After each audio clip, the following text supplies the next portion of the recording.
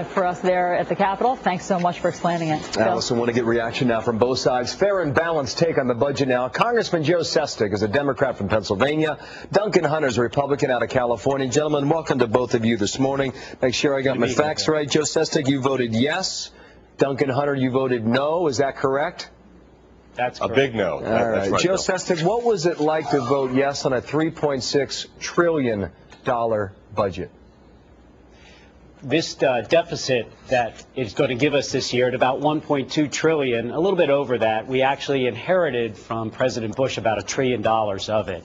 I was very supportive of this bill in terms of that it keeps our economic recovery going because it does include in the deficit about $220 billion next year in 2010 that will stimulate the economy. However, I also felt strongly that particularly in health care, which was a pay-go, deficit-neutral impetus, that we had to start restructuring our economy because small businesses, 42% of them say health care and its lack of productivity is hurting them very severely. Finally, I was opposed to the reconciliation issue. If we are to bring this through, it should not be on a one-party vote, and I vehemently disagree with reconciliation. You started your answer by blaming the previous administration. It is a line we have heard repeatedly now from Democrats since President Obama took the office, the White House, third week in January. Duncan Hunter, does that argument get old? Hey, Bill, yeah, and first off, let me thank Mr. Sestak for his service to the Navy. He was an admiral in the Navy, now a congressman. So thanks, Joe, for your service. Second, I wasn't here last year, so this isn't my fault. We have plenty of freshmen on both sides. We're just here to fix things. This spending did start last year, I would say, the last 2 years under President Bush, but it was this Congress that has spent more, borrowed more, and is now going to tax more than we ever have in American history. I mean, this thing goes back to the housing stimulus bill of last year, goes to the TARP, goes to the stimulus bill. Now we have more debt than we're ever going to have that we've had in American history. Debt goes up by 3 times as much what it is now over the next 10 years. It's too much to put on the backs of the American people. It's bad for small business. And many people would sit out there and they would listen to this interview and they would say to those who voted yes, what in the world are you thinking? How can you have a conscience to lay this off on the next generation of Americans? Because right now, not is it just the next generation of Americans, but if this continues, it'll be the generation after that, Joe Sestak.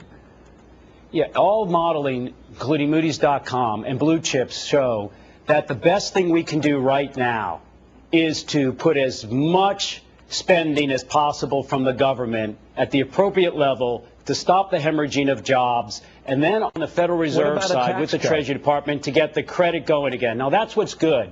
In President Bush's budget, there's $28 billion of tax cuts there and credits for small businesses. For example, there's $24 billion to help out on the 7A and 504C loans. In fact, he wants to write off all capital gains tax for small businesses. In fact, what he wants to do with the $637 billion, deficit neutral, for the health care reform is to begin to give 75 to 100% subsidies for small businesses. But right now, Bill, you know our problem is we've got to stop the hemorrhaging of jobs before we can do what my good Army friend wants to do, is restructure the systematic problem here. But the other problem out there is what we're laying off on the next generation of Americans. Now, Duncan Hunter, I don't know what your view is on that, but many people would argue if you give more tax cuts, it's putting money in the pockets of people immediately. Now, what does it mean that no Republican voted yes on this in the House? Well, not only did not one single Republican vote yes on it, we had about 20 Democrats vote no on this budget in the House as well.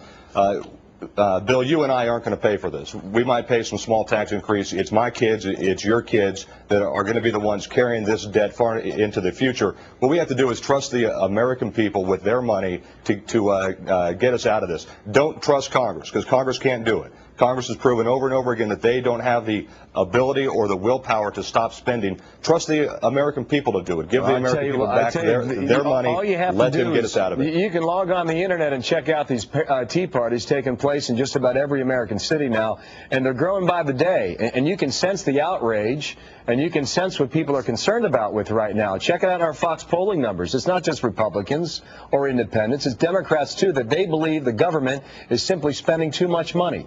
Gentlemen, I thank you for your time this morning. By the way, I've got to run. I apologize for that. Joe Sestak will bring back Duncan Hunter to you as well. Thank you, gentlemen.